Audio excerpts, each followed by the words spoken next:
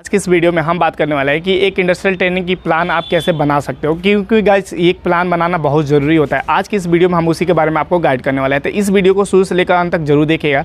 और गाइस आपको बता दें, यदि आप फ्रेशर हो तो अभी तक हमारा कोर्स ज्वाइन नहीं किया हो तो कोर्स ज्वाइन कर सकते हो, जिसमें हम फार्मा इंटरव्यू की प्रिपरेशन कराते हैं और जॉब वैकेंसी वगैरह देते हैं। दिए गए नंबर पर कॉल करके पूरी इन्फॉर्मेशन ले सकते हो। और गाइस अभी तक हमने उसमें 100 बच्चों को कराया अपने थ्रू, तो आप भी कर सकते हो। तो गाइस चलिए वीडियो को बिना देर किए हुए स्टार्ट करते हैं।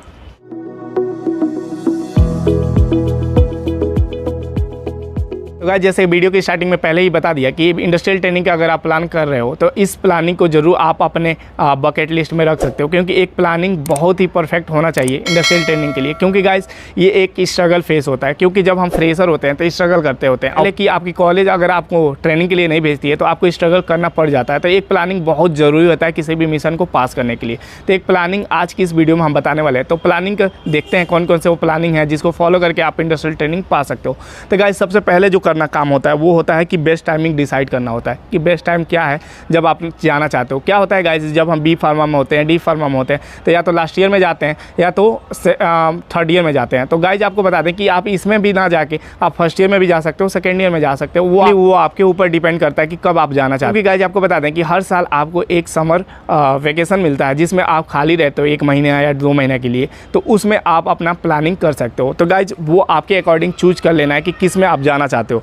उसके बाद आपको करना है प्लानिंग इंडस्ट्रियल ट्रेनिंग के लिए, किस इंडस्ट्री के बारे में आप सोच रहे हो। जैसे कि सिप्ला भी हो सकता है, डॉक्टर रेड्डी हो सकता है। आप अपने लिस्ट में सबसे ऊपर एमएनसी कंपनियों को रख सकते हो, क्योंकि एमएनसी कंपनियों में अगर आप करोगे तो उस पर मैंने बेनिफिट के बारे में बात किया है, क्यों आपको एमएनसी चूज करना चाहिए या क्यों आपको छोटी कंपनी चूज करना चाहिए।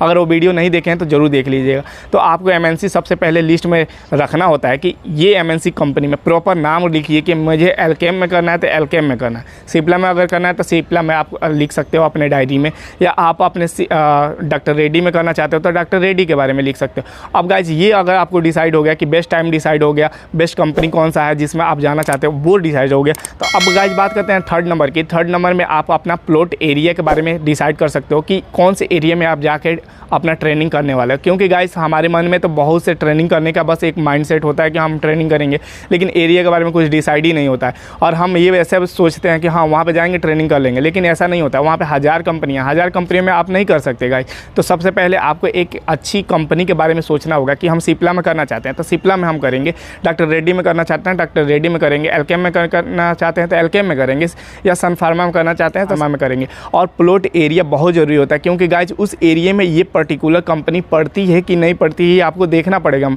या तो गूगल के थ्रू देख सकते हैं, या हमें इंस्टाग्राम पर फॉलो करके पूछ सकते हैं, जो आपसे नॉलेजेबल है उनसे भी सलाह ले सकते हैं, आपके प्लेसमेंट सेल से जाकर सलाह ले सकते हैं कि ये कंपनी वहाँ पर है कि नहीं। तो ये अगर आपका ग्रुप डिसाइड है कि हाँ मैं 5 लोगों के साथ जाना चाहता हूँ, तो 5 लोगों के साथ जा रहे हैं तो 5 लोग मिल के आप डिसाइड कर सकते हो हाँ ये कंपनी यहाँ पे है, यहाँ पे हमको इंडस्ट्रियल ट्रेनिंग करना है। तो अब इसमें कैसे करना है उसके आगे का प्रोसीजर मैं बताता हूँ। अब गाइस यहाँ पे आपने ये कर लिया, प्लॉट एरिया बना लिया। अब आपको करना है क्या, एचआर से कांटेक्ट करना है। एचआर से कांटेक्ट करने का कुछ वेबसाइट है, जैसे कि लिंक्डइन हो गया, आप उनसे कांटेक्ट कर सकते हो। दूसरा आपको हमारा ग्रुप हो गया, जो व्हाट्सएप ग्रुप हमने बनाया है आपके लिए जॉब के लिए, तो उसमें क्या है कि इंडस्ट्रियल ट्रेनिंग के लिए भी आप कोशिश कर सकते हो। जैसे कि उसमें मैं नंबर, ईमेल आईडी वगैरह शेयर करता रहता हूं, तो आप वहां से भी उठा सकते हो। अब क्या है, आपको ईमेल आईडी मिल गई, नंबर मिल गई, तो आप वहां पे उनको सेंड कर सकते हो अपना रिज्यूमे, अपना ऑफर जो भी लेटर है कि हम यहाँ पे इंडस्ट्रियल ट्रेनिंग करना चाहते हैं सर, आप उनसे बात कर सकते हो। तो वो आपको रिप्लाई ज़रूर देंगे। बात करते हैं कि ये मिशन आपका फेल हो गया कि एचआर ने आपका कॉल उठाया नहीं, मैसेज आपको सीन नहीं किया, मेल आपका रिप्लाई नहीं किया। क्या होता है, मैक्सिमम चांस यही होता है कि वो रिप्लाई नहीं देते हैं, क्योंकि उनके पास 1000 से ऊपर स्टूडेंट होते हैं जो सेंडिंग किए रहते हैं। तो उन्हीं में कुछ लड़कों को वो कैटेगराइज कर लेते हैं और फिर आपको इंडस्ट्रियल ट्रेनिंग प्रोवाइड कर देते हैं। उसमें आपका लिस्ट आता है नाम कि नहीं आता है, ये आपके भाग के ऊपर, लक के ऊपर डिपेंड करता है। अब गाइस बात करते हैं कि ये फेल हो गया, मान लो सपोज फेल हो गया, तो आप क्या कर सकते हैं। तो चौथे प्लान में आप ये कर सकते हो कि विजिट कर सकते हो उस पर्टिकुलर एरिया में। जैसे आपने प्लॉट के अंदर आपने किया हुआ है कि मैं इस एरिया में करना चाहता हूँ, तो उस एरिया में आपने प्लान कर लिया कि मुझे 1 तारीख को यहाँ से निकलना है, और 1 तारीख को आपने ट्रेन का टिकट किया और वहाँ पे निकल गए। और वहाँ पे आप जाके पर्सनल कंपनी में भी जाके पूछ सकते हो कि सर मैं इंडस्ट्रियल ट्रेनिंग करने आया हूँ, और इंडस्ट्रियल ट्रेनिंग वहाँ पे आपको मिल जाती है, बेसिकली मिल जाती हैं। क्योंकि ये एक अच्छा तरीका होता है कि आप जब विजिट करते हो ना, तो रूबरू जो बातें होती हैं वो चीज़ें ज़्यादा इम्पैक्ट देती हैं, क्योंकि ये आपको दर्शाता है कि आप सिंसियर हो अपने प्रति, और यहाँ तक आप पहुँच गए हो तो आप इच्छुक हो कि आप इंडस्ट्रियल ट्रेनिंग करना चाहते हो, क्योंकि मैक्सिमम एचआर जान गए हैं कि आजकल के बच्चे जो हैं वो इंडस्ट्रियल ट्रेनिंग के नाम पे घूमने जाते हैं, तो वो ज़्यादातर रिप्लाई करते भी नहीं हैं, और रिप्लाई करते हैं तो सिंसियर लड़कियों को देखते हैं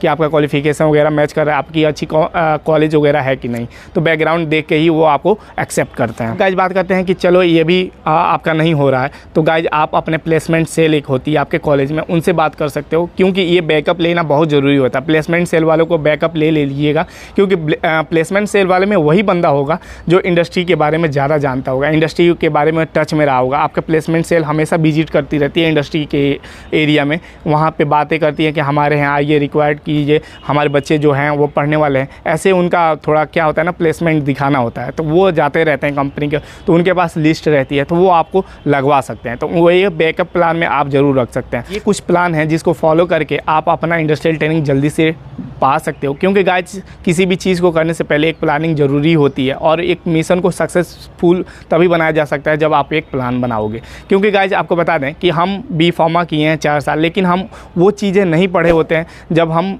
इंटरव्यू में पूछे जाते हैं, तो इसीलिए मैंने एक कोर्स भी बनाया गाइस। अगर वो कोर्स ज्वाइन नहीं किए हैं तो ज्वाइन कर लीजिएगा, दिए गए नंबर पे कॉल करके पूरी इन्फॉर्मेशन ले सकते हैं कोर्स के बारे में, कैसे ज्वाइन करना है कैसे नहीं। और गाइस आपके मन में कोई सजेशन है या कोई टॉपिक पे पर्टिकुलर वीडियो चाहते हो तो नीचे कमेंट करके भी हमें बता सकते हैं। तो मिलते हैं एक नेक्स्ट वीडियो में नए अंदाज के साथ। यही रखिए गाइस अपना ख्याल, अपने फैमिली के साथ में, इस फैमिली का टेक केयर, बाय बाय।